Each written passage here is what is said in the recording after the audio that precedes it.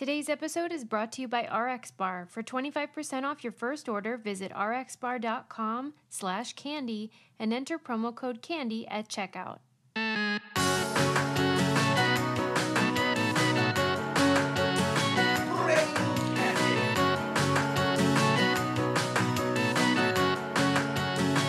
Susie! And other friends. Hello! Hello, everyone. Welcome to episode 256 of the Brain Candy Podcast. Whoa! We are so happy to be here. How are you today? A little hot. And you know what? I was driving over here and I'm like, I'm going to wear pants because it's like not summer anymore and like no big deal. And and the last few days has been like 70s. As I'm driving over here, I'm listening to the weather report and they're like, it's going to be a scorcher. And I was like, really? You got to do that, right? Did they really? About today? Yeah. Oh, gosh. They were like 90s plus. What? Yeah. Oh, my God. Well, good thing we have Diet Coke on the ice. Good thing. Cooling. Getting ready for a long day of nonsense. Yup. How you doing, Suze? Real good, Sarah. Yeah? It's just Not great as to hot? be here. You're just I'm comfortable super and happy mild? because Hugo Boss has brought back Michael Jackson's Thriller suit from the white suit that he wore. Yes. Are you going to get one? What if you did?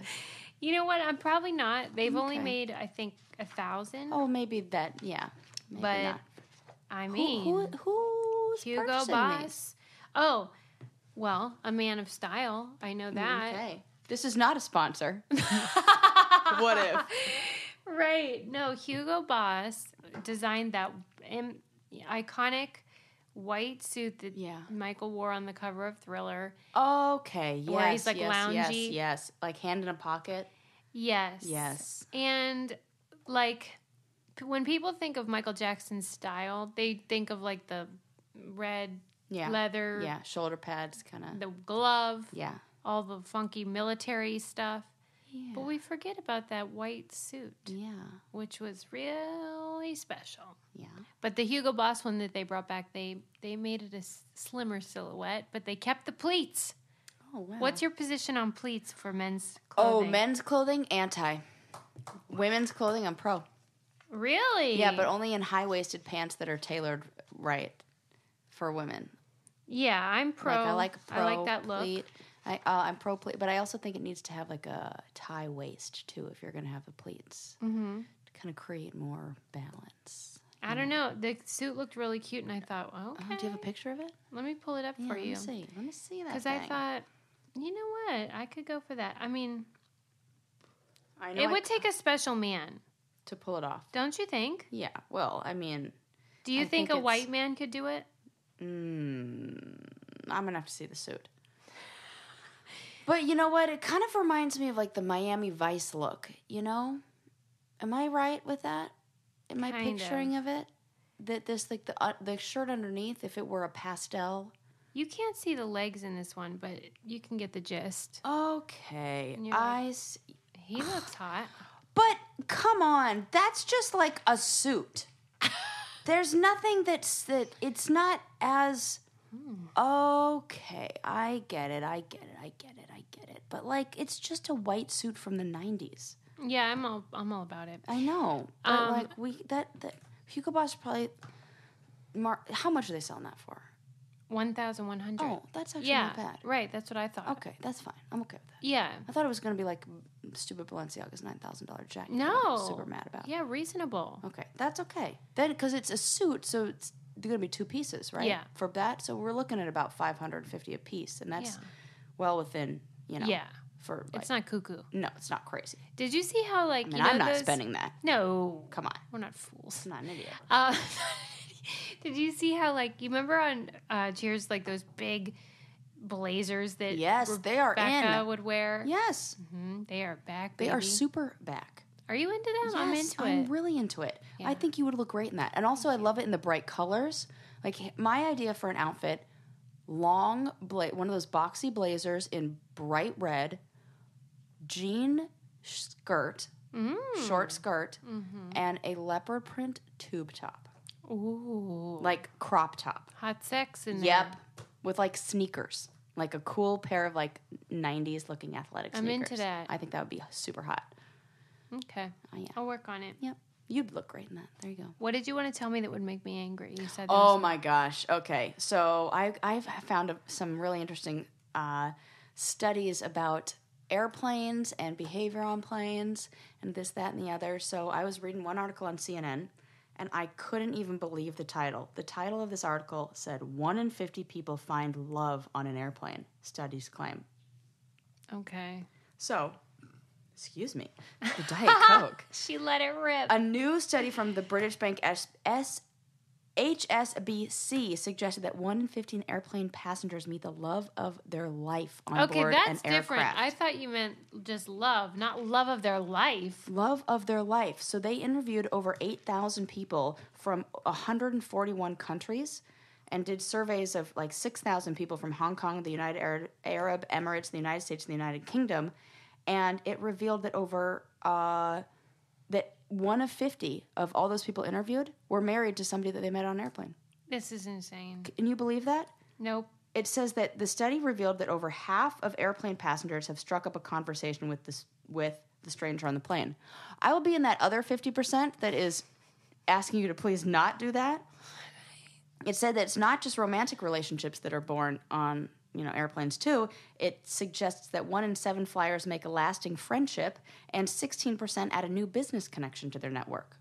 God, I haven't even met anyone I like on an airplane. I know, that's what I was saying. Let alone love of my life. But then it said that there's also that entire other group who are like, I hate all of this. I'm the opposite. And about 48% of surveyed passengers were freaked out if a fellow passenger removed their shoes. But see, I think would also be freaked out at the shoes and also not find love. And also 65% would be put off by a traveler who was rude to a flight attendant. Yeah, duh. And they said 46% listed drinking too much as a complaint. Wait. 52. What are they complaining about? Are the ones who are drunk. What they're yeah, really, what are they complaining about? They're complaining that other people are drinking too much? Yeah. Well, I'm definitely a part of that problem. I see planes as like drunk zones. Me too. I'm like, bring it. Don't even stop.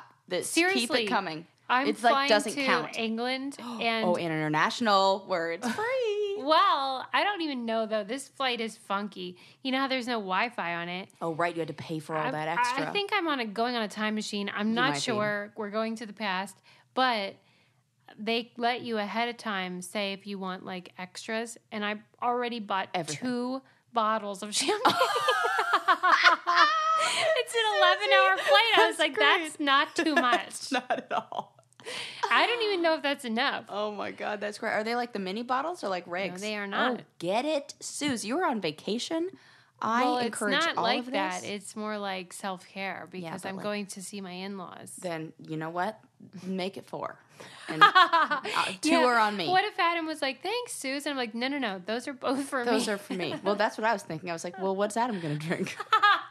Luckily, he's practically a teetotaler, but I mean, I'll share a tipple only. Yeah. I mean, 1 in 50 people find in love up there. That makes no sense, and I don't believe it. That's not accurate.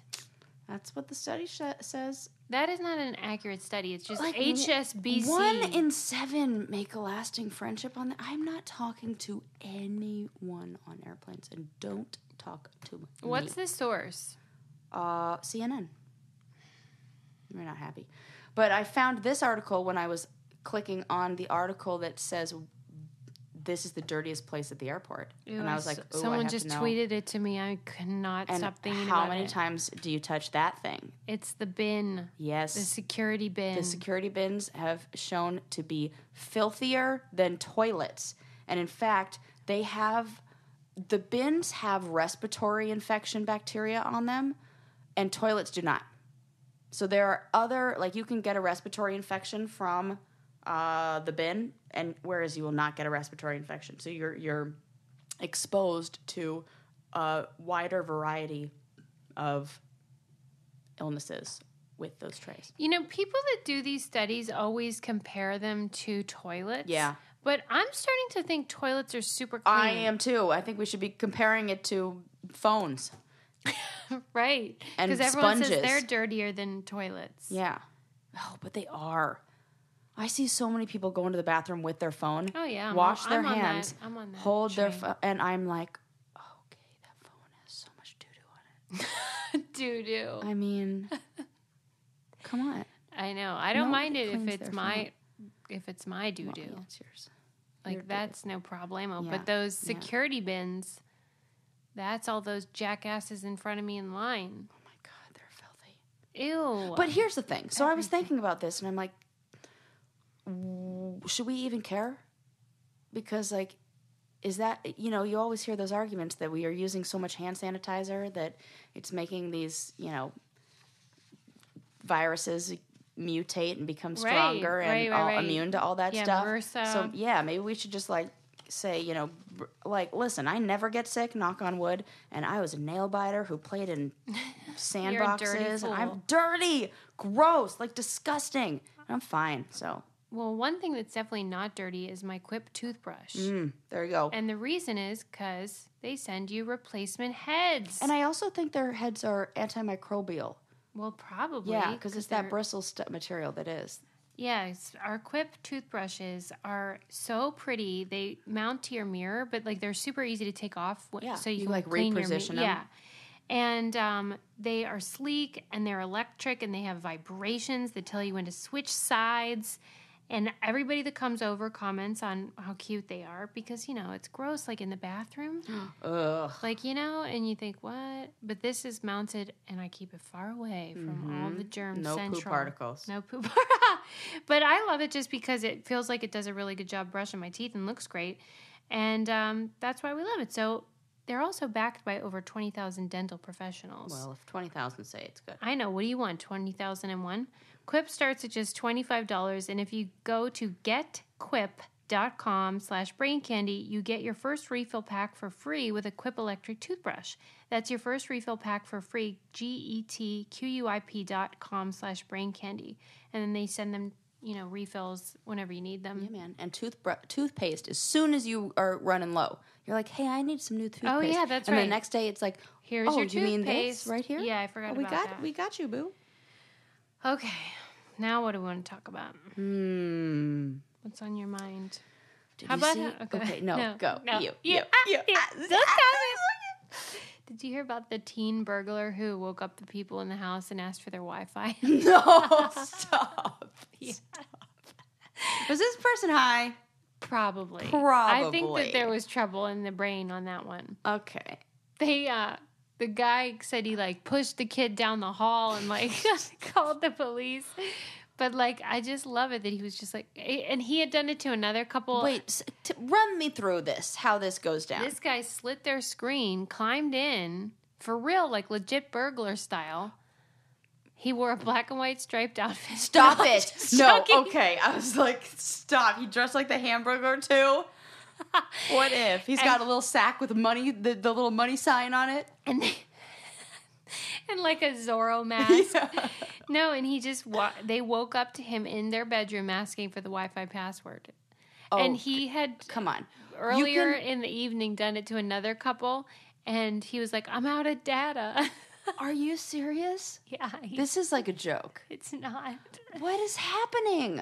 Yeah. What is he thinking? 2 knives were missing from their house, though, so I'm thinking it wasn't just about the Wi-Fi. But he just couldn't resist asking. And I just don't understand why, like, you'd be able to break and enter, you know, do like a break-in and all that. But you couldn't just look under the router. We all know where the Wi-Fi code is. That's true. It is oftentimes. And they're old, so it's probably, they haven't changed it. Right. If it's at my mom's house, it's on a Post-it note. Somewhere in her dining room. She has to, like, look under the placemats for it when I go over. Oh, so he didn't take anything else? He just, like... Yeah, he was a minor, so we don't know his name. He's a messed up kid. This seems like there's something else going on. He had stolen someone else's bike. He was just on a rampage that night. Yeah, well, that's how it starts, though. So what? Bikes and stuff? Like, well, I'm just thinking back to that book we read, the Golden State Killer book, and those, breaking and entering and doing weird stuff in there, and then that turned into murder. Yeah, sometimes it escalates. Yeah, it's often. Right. Weird. Speaking of Theft. Yeah. Did you hear about the thousands of live spiders, scorpions, and other exotic insects that were stolen from the Philadelphia Insectarium and Butterfly Pavilion? Can you believe it? No, I cannot. To tell everybody else, 7,000 individual creatures, including an entire colony of roaches, was stolen. Colony? Yeah, that's what it says. The haul was valued at over $40,000. And they're like, yo, our insurance won't even cover this. They're not even able to pay. Did they tell me how it got out? Like, how did this breach? Did it find out? Well, so it was an inside job. That's where it gets really interesting. Wait, they're stolen? Yes. I thought they just it crawled was out. not an escape. They were stolen over a period of weeks too. So, and they found out, they looked at the tape, and it was an employee who was stealing all of these bugs. And he's on the run? Well, I think they ended up catching him now. There were a few of them, so I guess it wasn't just one. It was a couple people who worked there. It almost sounded like there was something I don't know, like they were taking the bugs. It almost sounds like vigilante bug kidnapping or something, because here's what they did. It said several of the thieves left a calling card, their blue staff uniforms, stuck to a wall with a pair of knives. What? Like somebody took the uniform, stabbed a butcher knife through it, and hung it on the wall with the knife. That's kind of sending a message of kind of. F you. I'll say. You know? So I don't understand the motive here. I don't either. The security camera caught a handful of employees carrying boxes of insects out over several days, beginning in end of August. So is this a different story than how they're looking for 7,000 spiders? This is that story. Okay. Because they went to the people's the guy's house. So they're like, we definitely know it's this guy. We know it's this employee. They go to his house, and they only found about a dozen insects there. That means he's either released or sold, most likely sold off, like the exotic black market of the black market of exotic insect sales, I guess, is alive and well. How is this a thing? What do they do with them? It says they're very easy to sell. The enthusiast market is quite strong. Exotic pet shows and that kind of thing. There's no way to look. There's no way they took these to be part of their personal collection. Oh my God! Like they either, to me, it sounds like they either stole them because they felt like the animals were not being, I don't know, they're like freeing them, something like that. Right. Or they were like, oh, I'm going to get a bunch of money for this, and they're selling them. Either way, what the heck? Stealing all those bugs? That is terrifying. Yeah. I thought they were just on the loose, which was worse. They stole 80% of the museum's collection. Wow. That museum was doing a really shitty job of tracking these critters. Well, what are you going to do? Put a geotag on them? Well, I'm just thinking 80% of your collection goes missing, and you just all of a sudden realize. Well, yeah, but it was by the employee who's supposed to be babysitting the spiders at night. And, Did you hear about the museum that burnt down? In Brazil? Devastating. Just devastating. Yeah. I mean, could you even imagine? No. It's terrible. Talk about those feelings of regret. Think about how much, when something's just really important to you, or it's been your body of work, or you've studied this. I would imagine that there's some people who are probably PhDs who their field of study is something in that museum, and they really love it. And it would feel like, I mean, how do you even come back from that? That feeling of regret and sorrow and remorse and all that, whatever it is. Yeah. Is and wasn't it arson? I didn't know. I read that they were saying that the lack of funding is what caused it. They weren't able to put in place whatever system it was that would prevent something like that. Oh, no. And so all these antiquities and archaeological things and dead languages. They had records of dead languages that were housed there and things. That gives me chills all over just thinking of, and then Brazil where they have the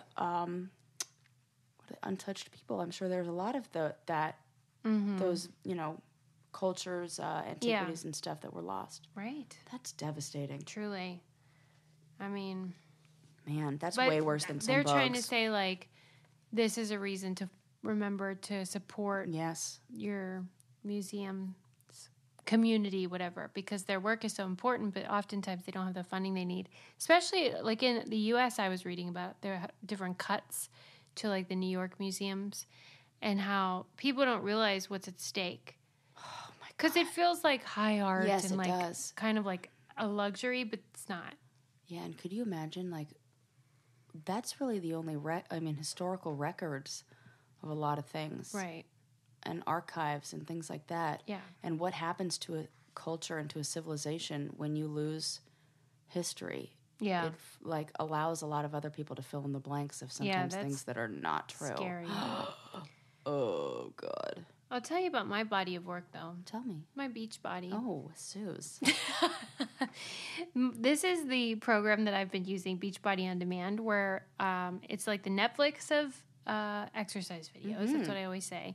Because whatever your pleasure, they have something for you. If you're into the 3-week yoga retreat or the hip-hop abs, you would love that. Yeah, we've talked about this. Yeah, I thought we talked about the Brazil butt lift. Oh, yes, we talked about that. I love both of those. Hip-hop abs and Brazil butt lift. They have the best programs. Whatever your fitness level, they have something for you. Bodybuilding, cardio, weight training, whatever. And you just work out on your own schedule. I only do 10 minutes a day, and it doesn't require extra equipment. And that's why I love it, because it's so convenient. If I take it on the road, a hotel, wherever you are at home. I'm not going to a gym. That's for dang sure. And that's why I want you guys to try the service, because it's so convenient and everybody deserves to feel good about themselves and feel strong. And right now our listeners get a special free trial membership when you text Brain Candy to 303030. You'll get full access to the entire platform for free. All the workouts, the nutrition information, and support totally free. Just text Brain Candy to 303030. Got it, Sarah? Got it. Good. I'm impressed with your notes over there. Oh, thanks. You know, I just felt like I was going to be better at writing things down that I read that were interesting. You know, because most of the time I just read it and I'm like, what is? One thing I read recently that I wondered what your thoughts were was about, it was a video on The Atlantic, and it was about teaching kids to share. Mm-hmm. And the video was very short. If you watch it, you will enjoy it. But it was saying basically that asking kids to share is the wrong approach. Mm-hmm. And that it teaches kids to cling to their stuff and to be greedy, like in a defensive position. Yeah, I can totally understand that. And that they don't have the same sense of time as adults. Yeah. And so, like, if you set a timer, then that doesn't mean anything to them because the time's up and they're like, what? And so that if you make them voluntarily choose at their own pace, that would teach them the rewards of generosity. Yes. And that really what we should be focusing on is teaching the other kid patience. Oh, my God, that's so good. Right. Yeah. And this video didn't say that, but I remember hearing Rosie O'Donnell talk one time about how, like, adults don't really share. We're not like, here, take my car. Never. And I'll take a turn. Never. You know, it's your car. Right. You get to drive it.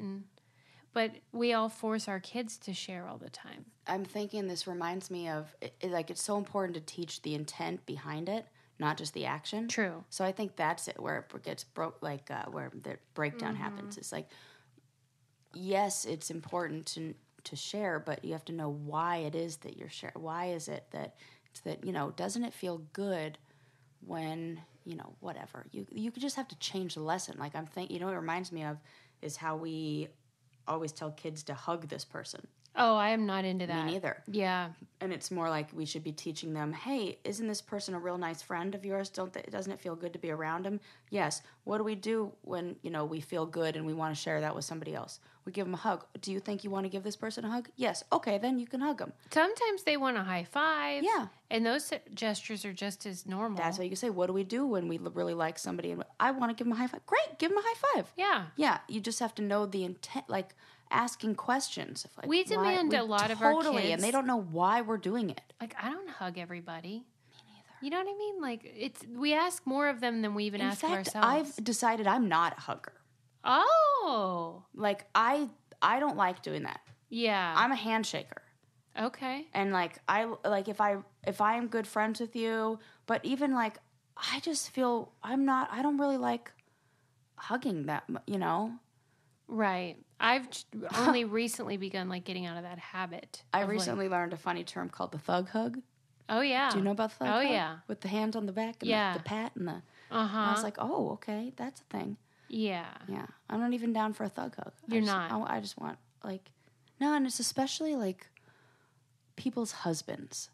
Like, if I hug the wife, then there's this feeling of, like, do I have to hug the husband? And I don't even know him, and I don't really want to hug the husband. And, like at a social gathering? Yeah. And I really just want to shake his hand. And I want to shake most people's hands. Interesting. I'm, like, not a big... Because when I do it, I'm a all or nothing kind of gal. And if I'm going to give you a hug, then I'm giving you, like, a hug. Mm-hmm. And I don't want to just make full body contact with randos. I like Frenching. Kissing? No, I'm just kidding. Oh, I was like what? Like on the like other people's husbands, I just like to French them. Well, I do have a friend whose husband is like a kisser, and we always kiss. On the lips? On the lips. You know this person. Yeah. Wait, hold on. So when he does it, are you okay with it? Totally. Oh, okay. And so for some reason, but I have that relationship, and I like...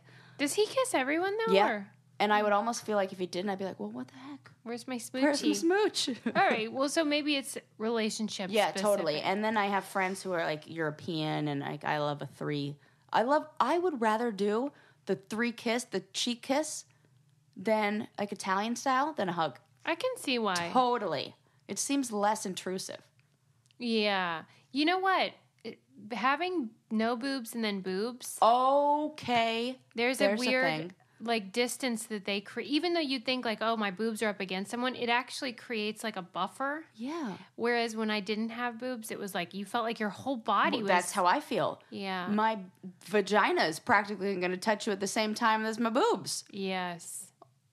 Right. So maybe that has something I didn't even realize that. That is totally true. They're much closer to my space. Because there are no boobs there. There's no buffer. No buffer. Right. I mean, what if they... Third Love made it so there's a little bit of a buffer. What if got you... the padded kind. Like, if it were reversed, like, and your butt was going into them, you'd have a little bit more of the buffer. Yeah. Because you have a I'm like, fine curvy bum. In fact, when I accidentally bump into somebody with my butt, I don't care at all.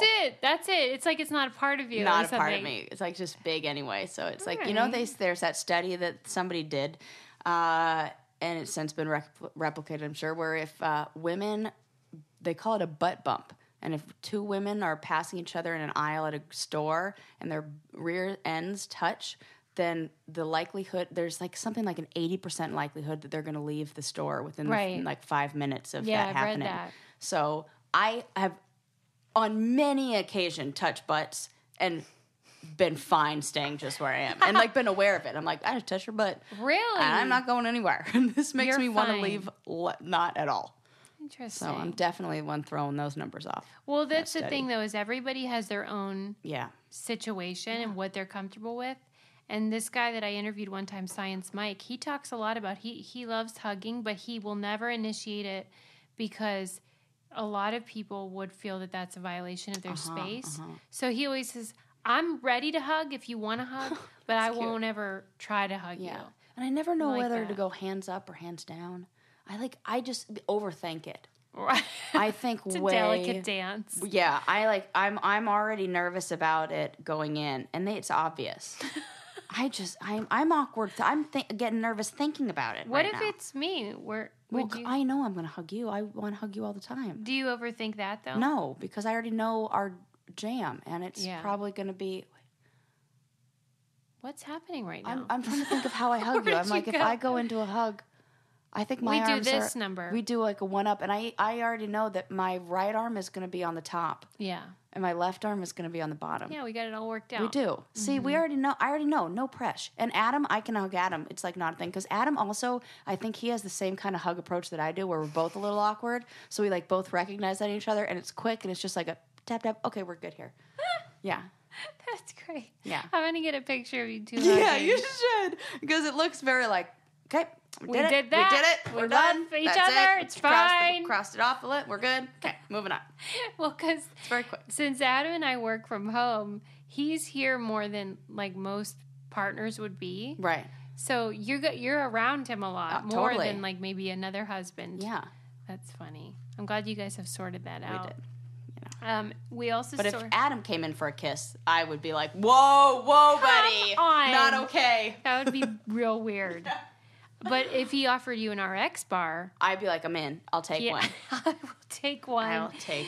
They are whole food protein bars that are so yummy. They called BS on protein bars because they were all full of artificial ingredients, and they wanted to build a bar the right way. And so they're very transparent about their ingredients. And whether you like sweet, savory, chocolate, fruit, there's an RX bar for you. They come in 14 delicious flavor varieties: peanut butter and berries, chocolate sea salt.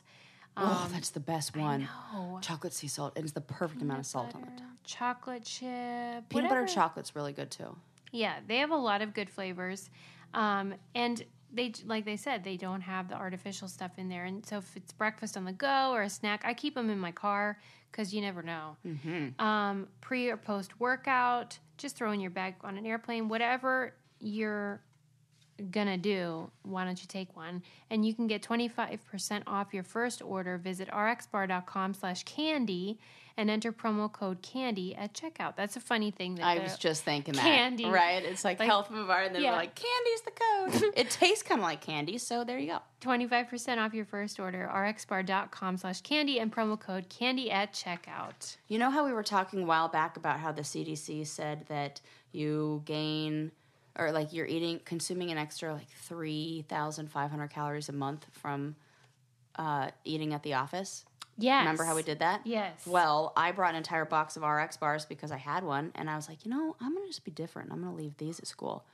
People... They went bananas. Were bananas for it. And they, so much so that a professor came into like at where I dropped him off in like our little communal area. He came into the workstation. He's like, who'd brought those? And I was like, oh no, am I like not supposed to bring snacks? He's like, I just want to say thank you for finally somebody bringing something healthy because I get really hungry in the afternoon and there are always like donuts here and I don't want to eat those. So it's about time that and I eat these at home and just like, thanks. And I was like, oh, that was me. You got brownie points. Totally, you got RX bar points. Bar points. That's so Chocolate good. peanut butter points. Did you see the meme or whatever of all the times Brad Pitt looked like his girlfriends and wives? No, but that's great. I'm definitely going to... Is he the chameleon boyfriend, huh? Apparently. Have a look. Yeah. He takes on the persona and the look of all of his women. Oh my God, he sure does. I mean, well, who you know knew? what? This kind of tells me. This is what I think about Brad Pitt. I think he probably struggles with identity issues. I think so. I think that it's Which not would make a coincidence you a good actor. You stole the words out of my mouth. It's often something that actors find is that they try on many roles and many hats because they aren't sure which one they want to wear for themselves. We talked about Jim Carrey in the same way. Mm-hmm. And he's kind of a chameleon with the girlfriends he dates too. Yeah. You know? True. So I can definitely see that Brad Pitt is... Yeah, he might be on that journey for the rest of his life. Journey. You know? Right. Or maybe he just likes coordinating. He's Who into are we the to matchy. say? What if he was like, I love matchy pajamas on Christmas. It's my favorite thing, which is secretly my favorite thing too. So I mean, it's not necessarily bad. It's kind of cute that he might, because if it's subconscious and he's just really in love. Yeah, and I see that, but that the longevity, how that plays out is. You start feeling like, who am I in a relationship? You lose your own identity. You lose your own identity. And everybody needs to be like secure in who they are, you know. I want to thank Shannon, our brainiac, who submitted that idea. She was like, you guys have to talk about it. People do that a lot where they're like, they don't even care about the issue. They just want to hear what we think about it. Who do you think he's going to date next? Do you think somebody young? Yeah. Yeah, I do too. I don't want to think that. I don't either, but I feel like that's what it's going to be. Because I think he needs to be with, well, he probably want to switch it up a little bit and be worshipped instead of worshiping the woman he's with. What does he have, like 15 kids? Like 1 million. That's a lot. Yeah. But he doesn't really have custody, so maybe. Yeah. Who knows? Would you date him? Like, is he your kind of guy? I mean, he's kind of everybody's kind of. I don't know if I would date him. You're crazy. I know, because he's too pretty. Like, I don't really like... But he's funny. Not into that. Yeah, he's probably funny. I love how we think of that pretty as like a negative. Right. I'm like, he's too pretty. You know, but like, he's funny. Right. He has a good personality. That's like why. That's crazy. That's totally true. I never even thought about that. It's more like he seems very unstable to me. And I'm kind of the more unstable one. So I need a little bit of security and strength in my man. I feel like you'd be really into Dwayne Johnson. Me? Yeah. Are you into him? You seem like the type. No, he's a little too manicured for me. Yeah. Like, I think he would like want a woman who's going to wear high heels all the time. Mm-hmm. And like, he probably wouldn't be like okay with my really dirty Converse All-Stars that I've had for 5 years. He's super down to earth. Maybe he would. We can talk about our friendships. I do not. I would like to state for the record. Yeah. I want people to stop tagging me in Jeff Goldblum crap. Oh, continue to tag me in it. Just tag Sarah. It's my favorite thing that they do that. It's so funny. We come on. I definitely want to talk about that on here, but in a very different way.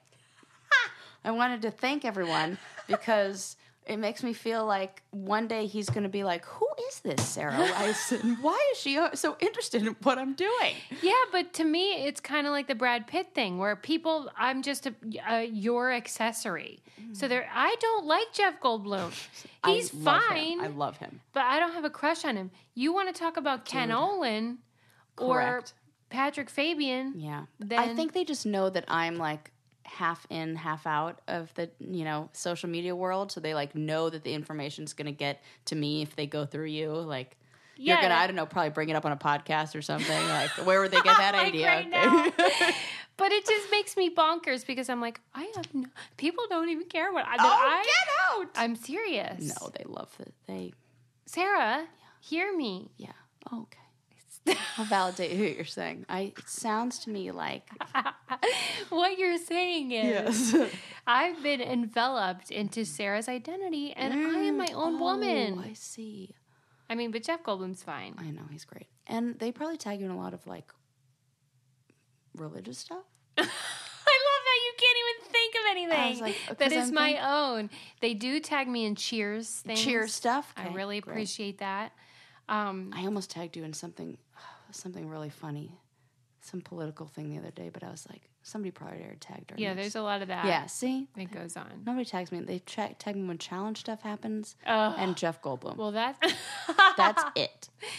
Well, for the record, my interests include Ken Olin and the professor from Saved by the Bell. Okay. Got that, everybody? But like, for real, the employee at the thrift store who replaced all of the frames with pictures of Jeff Goldblum. Hilarious. The greatest thing ever. Yeah, why don't we do stuff like that? In fact, as I was reading that, I was like, why don't I have a framed picture of Jeff Goldblum in my house? Why don't I have an actual shrine to him in my house? My friend had a 8x10 picture of John Goodman above her toilet. My mother-in-law has a framed picture of Paula Deen in her kitchen. No. Yes. No. Yes. That is fantastic. Yes. Why? Because she says that they have the same beliefs on butter. No. Yes. I love my mother-in-law. Did you say framed? Mm-hmm. Oh, my God. But it's a picture torn out of a magazine. Right. It's torn out of a magazine, framed it. Interesting. Your mom has Trump framed in, like, every picture in her house, so. Yeah. Yeah. And we all agree that's insane. We can agree that the Paula Deen thing is a little... It's just quirky. It's quirky. It's an unusual choice. It is. But wow. Good to know. Because I don't think she has any framed pictures of me. Now that you think about it. That's really funny. I'm going to send her one of me dressed up as Paula Deen. No, I'm kidding. I don't want to dress as Paula Deen. I read an article about the history of sneakers. Oh. Which was fun. I would really like to know about this. Okay. Well, one of the things... I'm also in the market for some new ones, so... Are you? Tweet at me if you got any. I like retro-looking old ones. Okay. Or really shiny, crisp white ones. Well, they began as... thought of as... Okay, so people that played tennis wore them. Right. Tennis shoes. Yeah. But then, apart from that, it was pranksters... What? Muggers and burglars because they could obviously sneak up. Sneakers! Yeah. Get Out of town. That is the origin of that word. Yeah. They were quiet so they could do their naughty business. Okay. Unlike, the normal footwear, which was loud and wooden or whatever. Tap. Yeah. And so that it became associated with lower class, naughty, pranksters and things. And then eventually was introduced with basketball because basketball was invented, and they started using it for that purpose. And then when people started preparing for the wars in the early 20th century, then they were used for exercise in that way. And then... What did they first look like? They were super, like Converse? basic. Like high-top Converse? That style where they're That's the basketball. Those were Chuck Taylors. Okay, yeah, Chuck Taylors. And they were named after him. He was a basketball player. But before that... I didn't even know that. Yeah. Damn, those shoes are cool as shit. Before him, though, and that, they were low top, and they were kind of like... Not even like Keds. They were more basic than that. Like, oh my God. Just rubber-soled shoes. Yeah. Kind of thing.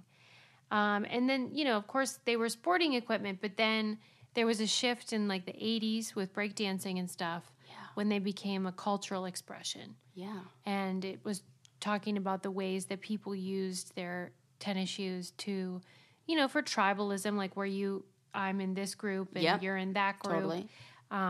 Heck, recently with the Nike boycott where people were burning their shoes, you can still see the ways that... I'm buying more.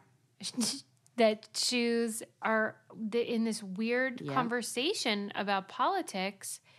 And it's strange because there's a problematic, and Nike has like the sweatshop problem. Oh my God, that's right. So it's this weird thing where like they've represented certain values for different groups, but it's still consumerism. It's still a company that's just trying to make money. Yes, that's for sure.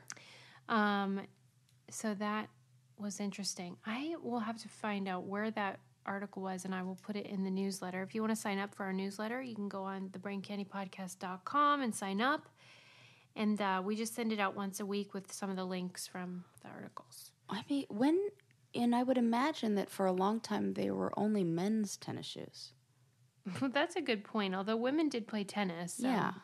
I'm sure like they were. What they looked like, what that design, when, because if women weren't playing basketball. Yeah, that's true. Where did the women's sneaker kind of... I think that began when, like, how the exercise industry was born? All the, like, jazzercise. Jane Fonda. Yes. Even before then, in the 70s. I mean, women did jog and things like that, but... that is really interesting. I would like to see... That would be a really cool... I'm, like, into sneakers, and that would be a really cool museum exhibit. Like I think they have a museum of... That would be really cool to go to. I would really enjoy that. Yeah, because, you have the Air Jordans, and do you remember, like, the Reebok pumps? Yes, with the pumps on the side. Popular. You go, pump. Yeah. Yes. My mom would not let me get any of those kind of shoes growing up because she said they looked like moon boots.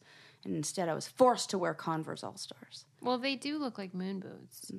She's not wrong. I know. And those new ones that they came out with that are like the throwback to the old ones that look like look like they're straight out of Spice World movie. I'm like, oh. Yeah. Oh. Probably Balenciaga again. I love how you have this axe to grind. I do. I hate them now. Trash fashion. Well, what's not trashy is the FabFitFun products that come in that box. They have I bet there's a new one, coming out, right? Yes, the fall box. Yes. It is here with full-size fashion, beauty, home, fitness, and wellness have products. Good scarves. For $49.99 a box. There's a 6-piece brush set in there that everyone gets. There's a tote. There's... what else do they... Oh, sheet masks. The Glam Glow. Those are... which I want to try. Have you ever tried the Glam Glow mask? Everyone says they're amazing. Suze. Yeah. Really cool. Yeah. Really works. Or the brush set's not in all of them, but there's like a tote in some, there's the brush set in some, but then the Glam Glow masks are in all of them. So good. And so there's tea towels, shower gel, all this stuff, and it is valued at over $275. And if you sign up for FabFitFun today, you get your fall box, and the FabFitFun fall box is in limited supply, and they always sell out. Use our code BRAINCANDY to get $10 off your first box. Go to fabfitfun.com to sign up and start getting the box for a life well lived. Use promo code BRAINCANDY to get $10 off your first box. That's over $200 of stuff for only $39.99. Go to fabfitfun.com and use my code BRAINCANDY to get $10 off your first FabFitFun box. You know, I was thinking, I started writing in this 5-minute journal, and it says you sign this little contract of like, I'm going to write in this every day, whatever. And it says if you do this 5 days in a row, I'm going to reward myself with blank. And wouldn't it be nice to reward yourself with something like that, where it's like rewarding yourself with self-care, like work out for a week, and then, you know, I like to like set myself little goals. Like, if I work out for 2 weeks straight, I'm going to get myself the FabFitFun box. That's nice. You know, like that kind of stuff. Well, that's the thing is like everyone has to figure out what's incentive to them. Yeah, incentivize your. Yeah. So I've been writing them a journal. What have you been writing, dear diary? Oh, it's like a 5-minute journal. So they'll have you say, like, you wake up in the morning and it'll ask 3 questions. It'll be like 3 things that would make today great, 3 things that I'm grateful for today. And then you write it in again, and it was like 3 things that, you know, like reflecting on your day. 3 things that were great, 3 things that surprised me from today, and 3 things that, you know, just kind of makes you reflect and be live grateful in the moment. and live in the moment. It's like 5 minutes, real quick. Shout out to my friend Sarah who gave that to me. Oh, that's nice. Yeah. You don't see it as like homework? No, because I think it felt like that in the beginning, but once something becomes a habit, it's like nice to wake up in the morning and, you know, sometimes I forget, but I try to be real gentle with myself about, you know, like, it's okay. It's just fine. And sometimes I'll be like lying in bed and remember, oh, I got to write in it, and I'll run downstairs and write something I'm grateful for. And that's so nice. You know, I hear that's good to do. I know, that's what they say. That's what they say. So I'm trying to like just, you know, sprinkle in some magic wherever I can. Oh my God. That's good because you make everyone else's lives magical. Oh, might as well goodness, like you know? throw it back a bit. Yeah, might as well. You know what's not so magical? How Italy is banning eating on the streets. Okay. For real. The whole country. No, Florence. What about ice cream? Gelato. That's especially what they're banning. Mm-hmm. What? Yes. So Florence is banning eating of any kind and like especially stopping and eating in front of any historic site. Wow. So there's a main intersection of it's like right by the Uffizi Gallery, and like a square block of probably like 8 city blocks where you can't just be loitering outside and eating, and you can't like hang out with your ice cream in front of. Then this isn't anything new. In 2017, Trevi Fountain and the Spanish Steps, they banned eating on those too. Wow. Because there were too many tourists, they were spilling everywhere, and some people are like, "Yeah, that's great. It'll keep the streets cleaner." But Italians are like, "Why don't you just throw some trash cans out there and like some benches?" Yeah, this kind of seems like Italian government being lazy again. Yeah. And so Italians are not like the people are not too happy with this. No, I'm not into that. Yeah, and I was talking to Landon about it. He's like, well, what about, or was I talking to you about this? No, I was talking to Landon about it, and he's like, well, what about all the merchants? Like, what about the people who own the stand? Yeah. And that's not fair. And what if, like, you're, like, the one little ice cream guy, and now, like, that was your whole livelihood? Yeah. It seems like they can just, like, you know, make everything, like, a corporate, like, you know. Yeah. I'm not into government oversight when there's a solution that, you know, could. Or how about France? You hear what they do in Paris? With the urinals outside? What? Oh my God, I can't believe you didn't hear this. Okay, so this is a dumb idea if I've ever heard one. So apparently in Paris they're having a big problem with public urination. And it's really only a problem with one gender. I'll give you 2 guesses. Right. Bet you only need one. Right. And so their solution was to create these urinals that are in public spaces that look kind of like flower pots, like big flower pots. They're red. They have flowers that grow out of the top, and they have holes, like a slit in it, where you're supposed to just stick your weenie in and go to the bathroom. No. Yes. I don't know. I don't know about this. And that's and they're like, well, this is disgusting. That really is. Right? So they're thinking that that's going to just stop people from, you know, the kind of people who are urinating in public in the streets like that are probably intoxicated. And you think, when you're drunk enough to whip it out in the middle of a square and go to the bathroom, that you're going to have like the... No, you're not. You're not going to be like, oh, wait, let me look for the red planter. And like they really do have like a slit in the side where you're supposed to like put your junk. Come on. How long do you see these things lasting? I mean, and also, what's in it? My brain asks so many questions. Like, is there a drain? Is it just like freestanding? Did they take out all the water fountains and use the same plumbing? What are they doing? I don't know. Doesn't make any sense to me. No. It makes you realize that all countries are nuts, not just ours. Not all of them. Everybody's thinking like, and then, you always say like, I've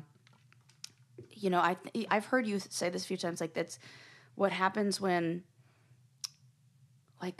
things exist inside of a vacuum, or like when you don't have any outside influence and you just become fixated. Like your job is, to keep the streets clean, but you get so set on that you don't take a big step back and go, wait a sec, what are we really doing here? Yeah.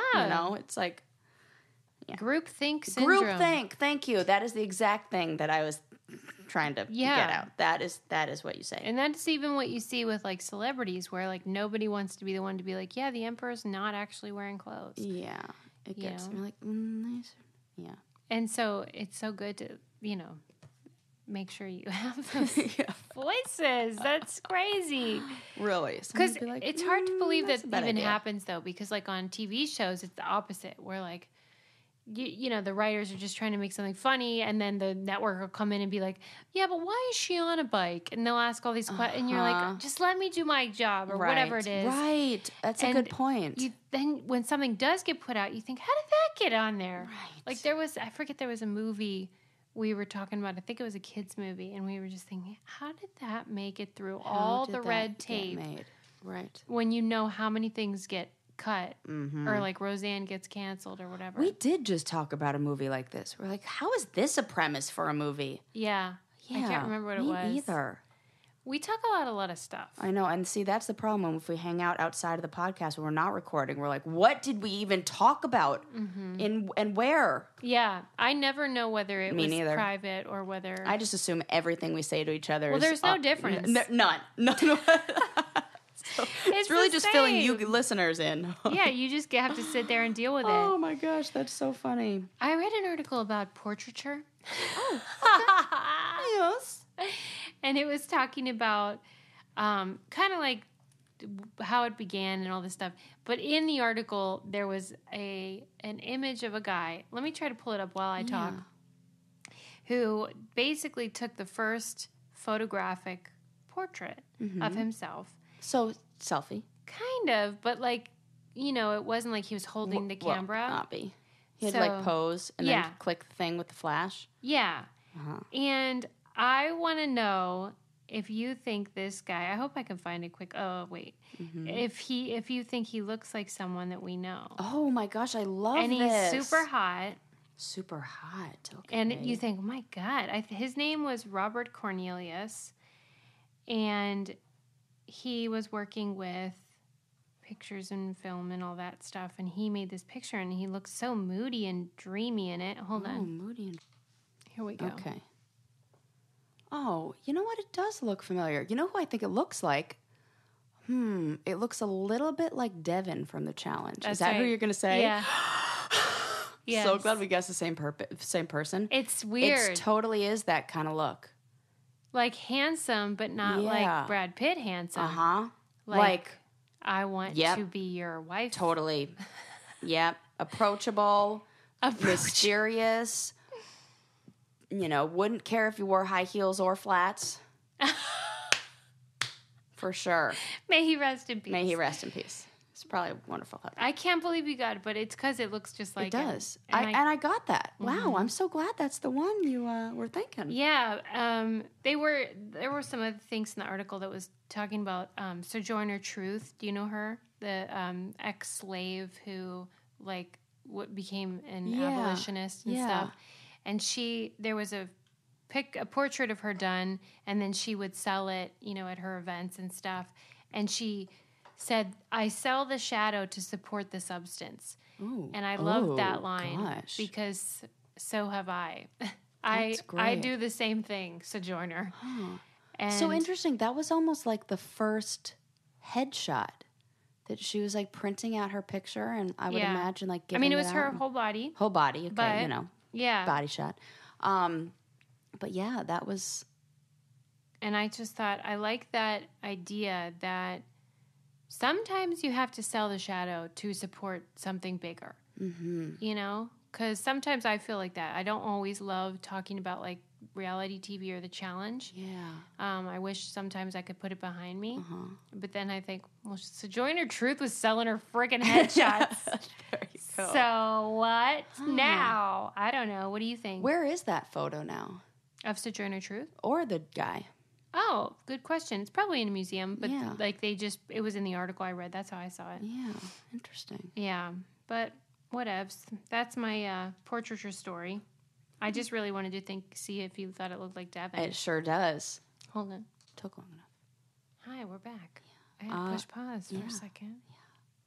We're back and we're in business. What did I want to cover before we go? What? Laura Edgar sent in... Oh, I like her. I like her too. And she sent in a thing for us to talk about the history of the game Hangman. Oh, my gosh. Did you read it? No, but I would love this. Also, violent. Right. Kind of morbid. Yeah. A weird game. If this was out during... I mean, okay. Maybe I should just sit back and let people tell me things rather than trying to... come up with the answer. You're always doing too much work. Way too much work. Okay, so basically, everyone knows the game Hangman. We play with our kids, but it was talking about... Or kids or adults or by ourselves or whatever. If you're Sarah, you just play for no reason. But it talked about how back in the day, like I guess the 1800s, it had to be earlier. I don't know what year. Criminals were forced to play a game called Right of Words and Life. And it was basically set up like Wheel of Fortune. Oh, my God. And anytime they were standing on like a table or whatever thing that had 5 legs on it. And anytime they got an incorrect letter, like if there was no S's, they knocked off one of the legs. Oh, my God. And they obviously had a noose around their neck. And so then if they got all 5... they're dead. Or even 3. Yeah, like really? Most of them. Yeah. Then they were a hangman. And so on one hand, they didn't really have a jury system or anything. So this was like their only chance at maybe getting out of this death. Seems... But on the other hand, most of them were illiterate. Yeah, that's what I'm saying. This seems to favor one specific group as... not much has changed. Right? It's like what we do now. It's right? It's like, oh, you can afford to have the education to know the answer to these questions? Oh, well, then you get to live. Yep. Oh, you don't know the answer to those questions? Yeah. Oh, well, then you die. Right. Or you go to jail for life. It's crazy. Dude. It's kind of a weird... I don't know why they started doing that. That's not described in the article. It seems like kind of like a... just sort of, hey, let's give an advantage to the wealthy. That's like... the wealthy murderers. Or what did they do? Like the Jim Crow laws where they're like, okay, well, you have to count the number of soap bubbles, like bubbles on a bar of soap. And they pop and it's impossible to do. It's like a exercise in futility. It's like, you can't actually do that. You're definitely not going to pass. For some reason in the article, it also mentioned like some of the hardest words to guess. What? Basically, I know the hardest word in all time for Hangman. Okay. First say, I feel like should I say mine first? 1, 2, 3. Zucchini. Oh. Zucchini. That's hilarious.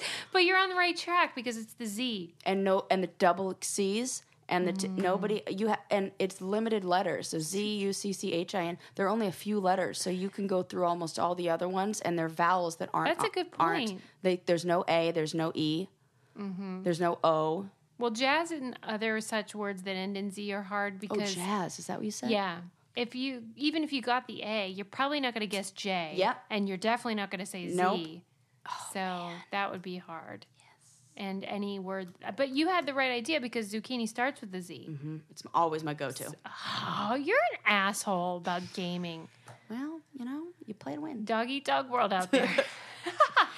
I kind of feel like bad about playing Hangman now. Yeah, we should have thought of this. We should definitely rebrand that game. We should just play Wheel of Fortune. Or it should be like, I don't know, it's like something cuter, like a flower with petals, and like you just like color out the petals. Good point. And then it's like, the flower's dead. Yeah. Which is like way better than like, snapped your neck. Right, it is a strange thing when something like that just carries on. Yeah, that we turned a way to execute people into a fun family board game that we can all gather around the table and play together. Waiting for you in the hospital to find out the results of your test? Play this game. Right, about death and destruction. Right. All right, well, on that note, we'll see you next time. Ya. Bye, everyone.